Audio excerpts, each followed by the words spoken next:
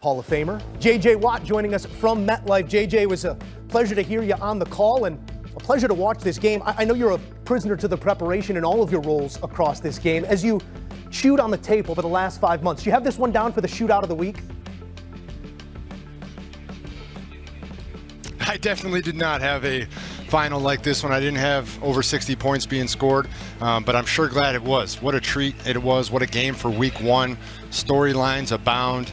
Just a fantastic game to start it out with. It certainly was, and eyes go to Aaron Rodgers off of this win. There were moments where the youth of Rodgers still apparent. There were other moments where the pocket collapsed a little quick. I don't know how much ballet is left in those boots, but you chased after him. How do you assess the play of Rodgers on this day? I think he did a good job. We were all waiting to see what this offense is going to look like. Is he going to go under center and the Arthur Smith offense is going to stay in the shotgun? And they mixed it up. They did a little bit of both. They did a great job with the play action, getting them out in the open, getting some easy touchdowns there early on with guys walking in.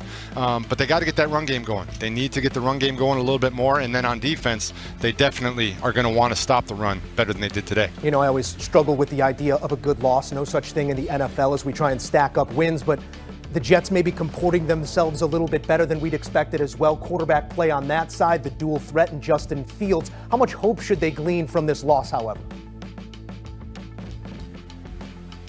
Yeah, I think if you're a Jets fan going to work tomorrow and you're talking about the game, yes, you're disappointed in the loss. Yes, you wanted to get a win. There's no moral victories.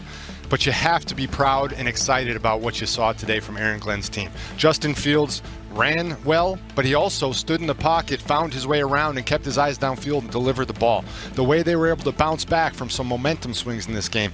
As a Jets fan, I do think you should be excited about this team moving forward, and I do think you should be proud of the performance they put on the field today. J.J. Watt, balling in the booth, and what an addition here on CBS Sports HQ. We appreciate your time, pal. What they accomplished in this one, back and forth ball game, high scoring, maybe not to be expected, but the play of Aaron Rodgers, it begs question here on how hopeful you should feel coming Very, very hopeful. I think the most encouraging thing about this ball game was seeing the Pittsburgh Steelers win a game when their defense was optional. There has been issues in the past in terms of offensive explosion, consistency. When you talk about having to score north of 30 points, in years past, you didn't really believe the Steelers offense could do so. But in today, when you talk about Justin Fields was rolling, playing with abundance of confidence, you needed every point that you could create offensively, and they were able to answer the call, play in and play out every quarter. Started with Aaron Rodgers. I mean, Aaron Rodgers was in his bag today. Guess what? He got hit, he got beat up, he got sacked. It did not matter. He stood up, delivered, and he delivered in a moment where the running game was not there at all. So I love what I saw from Aaron Rodgers. This is something definitely to build on because we believe the Steelers defense will stand up and play the stout football we know they can play. But as long as Aaron Rodgers is doing what he's doing, and most importantly, having fun and hitting you with that saw the little when he does that, he's enjoying himself. He enjoyed himself a lot today. No doubt about it, man. You spent time in Pittsburgh. Yep. I spent time in Pittsburgh. You spent time with Mike Tomlin too, huh? No question. What does Mike Tomlin does as a head football coach? Eat, sleep, and breathe what? Football. So Aaron Rodgers has no choice but to do what? Same thing. Eat, sleep, breathing. No doubt about it. So I think this is a great matchup, a match made in heaven for Aaron Rodgers and Mike Tomlin. Mike Tomlin, we all know what he has been able to do with the quarterbacks that he had in the past, and still being able to get his team to the playoff. Aaron Rodgers came in today with his first game throwing 4 touchdowns and 0 interceptions. That's impressive for a Pittsburgh Steelers quarterback because you already know what the defense is going to provide for you down the stretch. So if I'm a Pittsburgh Steelers fan, I am elated right now with what we have as a quarterback. And we're hoping that our defense, not hoping, we're knowing that our defense will get it going. That was a little BMAC at Florida State, not if we win, but when. When we win. We don't need to roll the tape. The tape has been I've long seen it rolled. enough. We have seen plenty of it. I've seen enough BMAC. He's living good right now with his Knowles and with his Steelers. And you see that? They still got the script. The Mike Tomlin script, it runs deep here. Right. It was the battle of the X's. So let's get to the other side here as Justin Fields trades places. He plays a good game of football here. I mean, everything but the win if you're Fields. How do you feel about his performance? I feel great if I'm a New York Jets fan. We just heard from J.J. Watt in your great interview with him. But when we went into this game, If you had asked me what week 1 game is going to finish in 2.5 hours, I would have said it was this game because the New York Jets are going to have to run the hell out of the football. Well, Justin Fields did just that, 12 carries, 48 yards. Breece Hall went out and put a buck out there on him as well. But Justin Fields passing for 218 yards. That Garrett Wilson, the guy that you know they have to pass to, almost had 100 receiving yards. I was very impressed by Justin Fields throwing the football. We know what he's going to be as a runner. We have seen it throughout his entire NFL career, and it's always been, gosh, just throw the ball a little bit better with better anticipation. Get that mental clock going. And I think what we saw with Tanner Engstrand, the offensive coordinator with the Jets, is even though Justin Fields missed a touch of time in training camp, it clearly worked out. The work that they put in late July and into August, that things seem to be working. And I'm actually going to push back a little bit on what you guys are talking about with the Pittsburgh Steelers and the defense. I think we believe that it's going to work out because it always has. But what the Jets, who we all had opinions about the Jets and their offense ahead of this game, what the Jets were able to do to this Steelers defense should be concerning for me moving forward. All of the holdouts, all the talk, all offseason about it's football. Well, today you were supposed to hold the Jets to 16 points, 20 points. They put up 32 and could have won the game. I don't need you guys to come in defense of the defense here. It's going to play out over time, and that's been the question of the Pittsburgh Steelers, what they will be after the stuffing and the turkey on Thanksgiving. That's where the issues have come, but they start off on the right foot here. I do want to thought, Pat, on Justin Fields and his development, his maturation. You've spent time, you've been in the room with him. What are the Jets going to move forward with? As JJ's saying, in the passing game, because so much is known already about his talent as a runner. Man, honestly, I was impressed on how they implemented the passing game for him. Had him on the move, moving the pocket a little bit, making the throws a little bit easier for him so he didn't have to break down coverages or go through progressions. So I thought that was huge for the offensive coordinator and Justin Fields moving forward. And also what really helped him out was the running game. Yeah. Hall running downhill the way that he was, keeping the defense, the Pittsburgh defense, on their heels. And when you have a balanced attack like that, that is the type of product that you can seemingly see time and time again when you have a balanced attack like the New York Jets did today. You try and define your goals. If you're the Jets or a team like it, there is a clear favorite in that division and the wild card spots in the AFC. Not spoken for, but we like to think we know some of those that will represent those positions as well, even in week 1. It's a big win in week 1 for Aaron Rodgers, who here in the year 2025, still spinning it at 41 years old, and he goes for a touchdown for each decade. 4 touchdowns, no interceptions, and walks out of MetLife in good health with a W.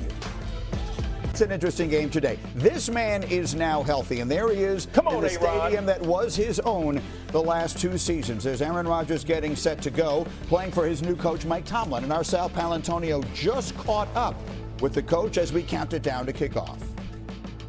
All right, Coach Tomlin, Cam Hayward signed his contract, and you expect him to start and play. What do you expect him from, he's captain, team leader, all-pro player today?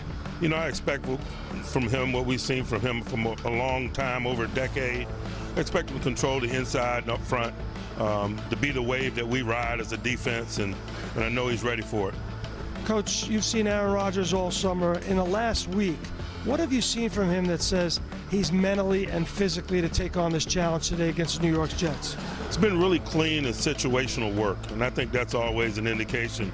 3rd down, 2 minutes. We did two-minute segments this week, and he was very sharp in those. And so it's always the situational plays that are weighted a little bit more than the others, and he's really distinguished himself in the last week in those spaces. You were happy to have Justin Fields in your program last year. He started for you week 1. What do you have to do? Dual threat quarterback with their 2 running backs have to do to stop that running game and that Jets offense? It's simple. You got to come off blocks and make tackles, particularly as it pertains to quarterback runs. It's a mathematical equation at that point. And so, we can't stay blocked. We got to get off blocks. We got to whoop blocks and make tackles. That's football. The schematics obviously will change over time, but that's a component of it that can't go away. Thank you for visiting us on week 1. You know it. Appreciate you. You know it. Okay. All right, Sal, thank you very much. And as we see Rodgers there, what do you think, Rex, Rodgers and Tomlin together? Well, I mean, number one, you got a Hall of Fame coach. So is playing for a Hall of Fame coach, and the respect that he's already going to have right there. I mean, those two, it's going to be interesting because I think that pair is going to work. I think they're going to have a heck of a season this year. I just don't think it's today. Well, we'll find out what happens with this one. We'll have a lengthier discussion about what to expect from this matchup as we continue on the. They got a chance now to close this game out.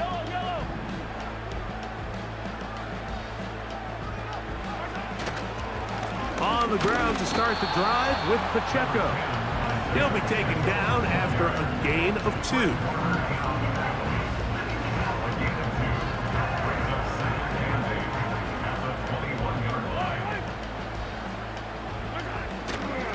Once again, it's Pacheco. And he'll take this ahead for a gain of about 5, and here comes 3rd down.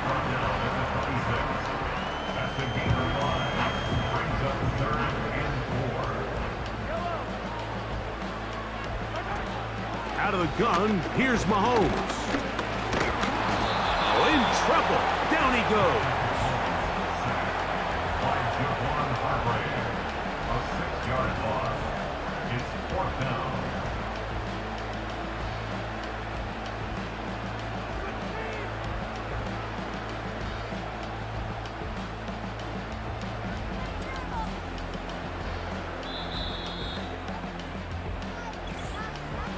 Two minutes remain in the 4th quarter.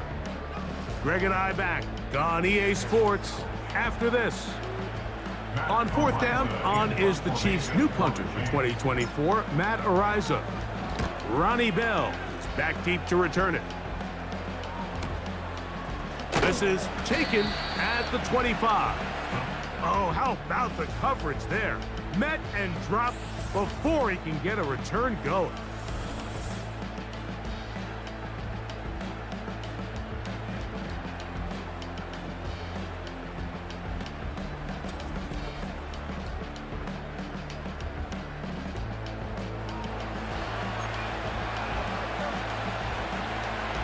This is 1st and 10.